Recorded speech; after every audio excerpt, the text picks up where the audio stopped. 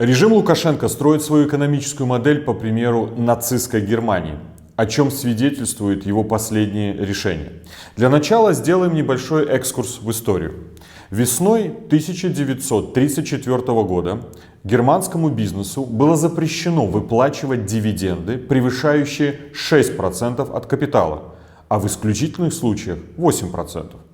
Все остальные финансовые ресурсы должны были направляться на покупку специальных долговых обязательств правительства фашистской Германии, то есть формировать для него инвестиционный ресурс.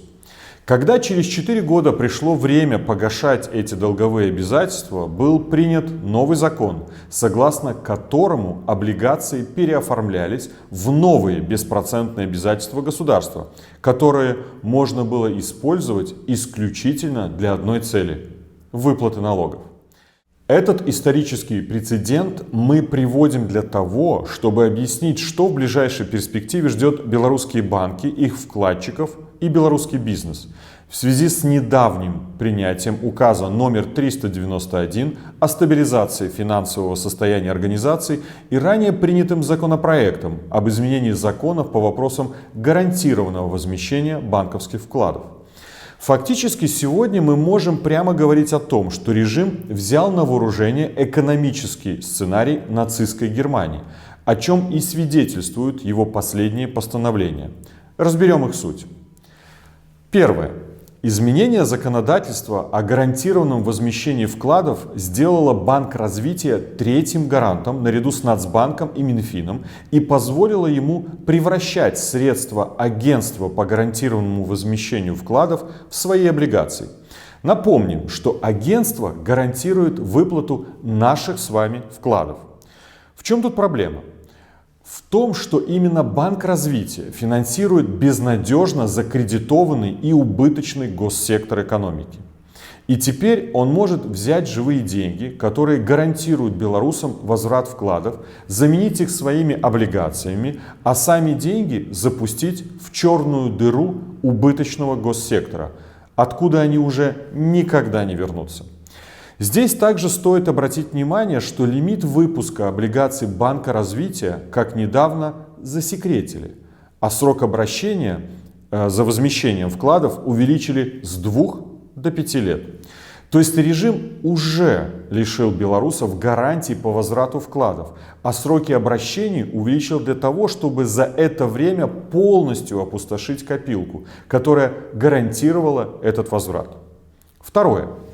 Возможность выпускать свои облигации чуть раньше получило и Государственное агентство по управлению активами, чтобы выкупать с их помощью нереальные к погашению долги госсектора перед банками. То есть номинально списывать их и тем самым вынуждать банки выдавать госсектору, правильно, новые кредиты. Ведь на бумаге после выкупа долгов финансовые показатели банков будут поправлены, что позволит обойти нормативы Нацбанка, которые ограничивают их в выдаче новых кредитов. В итоге, обменяв долги убыточных предприятий на облигации агентства, банки сначала потеряют деньги по старым кредитам, а взамен получат еще более проблемный и ничем не обеспеченный актив в виде пустых облигаций.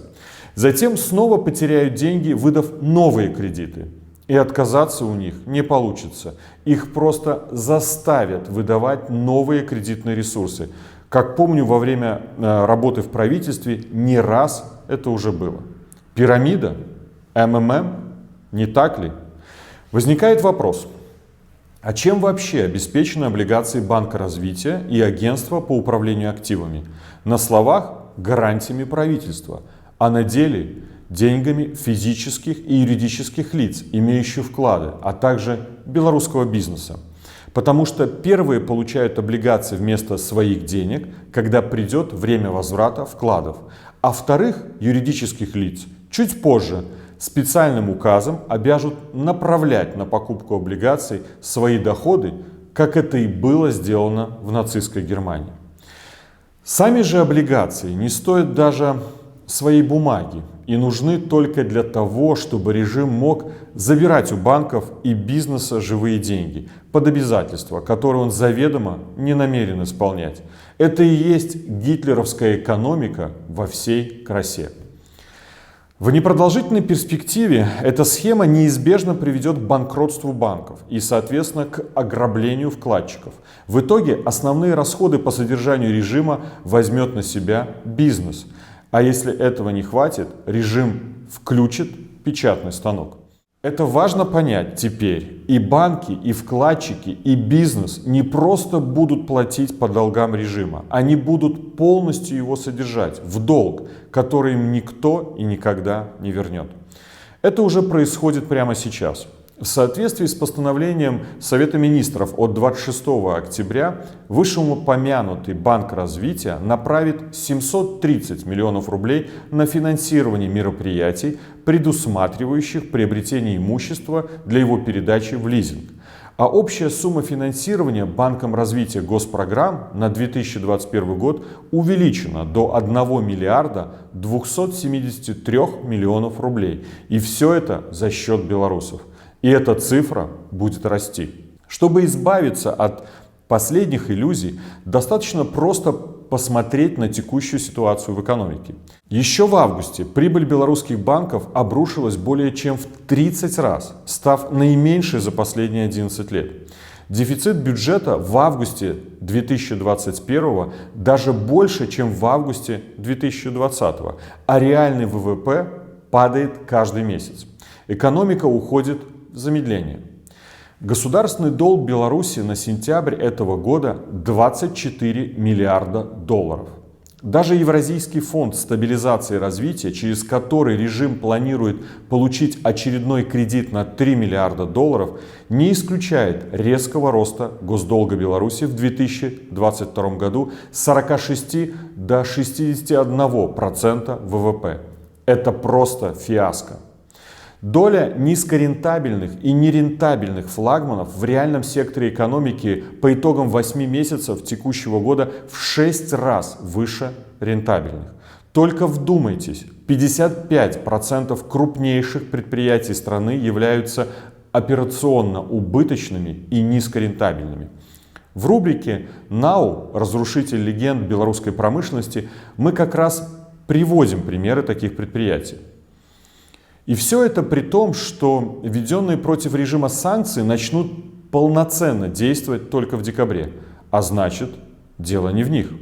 Причина исключительно в режиме, который довел госсектор до состояния тотальной закредитованности. Состояние, при котором существующая долговая нагрузка стала черной дырой, и любые инвестиции в госсектор пропадают в ней навсегда. Но зато позволяют существовать режиму, который, как бывалый паразит, умеет жить только в долг и не собирается его возвращать. Но жить в долг становится все сложнее, ресурсов критически не хватает, не заставить себя долго ждать и отложенный эффект от санкций. В этих условиях режим делает последний шаг к окончательному превращению в фашистский. Он перенимает практики экономики Третьего рейха. Мы не раз предупреждали об этой угрозе еще в мае и июне, заранее раскрывая преступные схемы большого ограбления банков, агентства по управлению активами и Банка развития. Тем не менее, после установленных белорусами рекордов по выводу депозитов из банков, сейчас снова наметилась динамика их увеличения. Потеряв за последние 1,5 года 2 миллиарда долларов депозитов, режим пошел на создание шоколадных условий по ставкам, регулируя их в ручном режиме, чтобы привлечь в свою махинацию как можно больше ресурсов. Мы не будем оценивать причины, которыми руководствовались те, кто сам понес свои деньги режиму, купившись на искусственно завышенные проценты. Совершенно очевидно, что выиграет от этой махинации только сам режим. А обманутые сиюминутной выгодой вкладчики не только ее не получат, они потеряют и сами вклады. Тактика режима – ночь простоять, да день продержаться. Уходить сам он не собирается, а впереди у него только рецессия и санкции. И сейчас режим открыто заявил белорусам: «Я заберу у вас все. мне уже нечего терять, а вам еще есть. И поэтому вы заплатите за мою агонию всем, что имеете. И эта агония продлится ровно столько, сколько за нее будут готовы платить сами белорусы. Есть только один выход – вывести все свои деньги из фашистской финансовой системы Лукашенко и уйти в кэш, начать работать в ноль и приготовиться ко всеобщей забастовке и возврату на улицы. Внешнее давление и санкции, безусловно, ослабят этого монстра, но победить его и спасти страну от коллапса сможем только мы с вами. Вы спросите, а что завтра? А на завтра у нас есть программа экономических реформ и четкие гарантии по предоставлению ресурсов в начальном размере от 3 миллиардов евро со стороны ЕС на стабилизацию и стартовое развитие Беларуси.